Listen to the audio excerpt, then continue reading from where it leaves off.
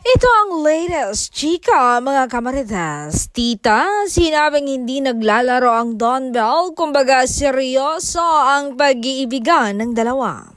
So bago ko tukuyin, mag-like ka muna at mag-subscribe para tuloy-tuloy kang nakasabaybay sa chismisan araw-araw.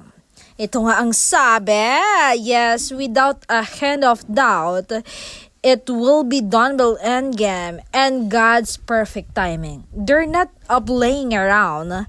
Let's help pray for them and protect them. Alam nyo, they're the happiest with each other.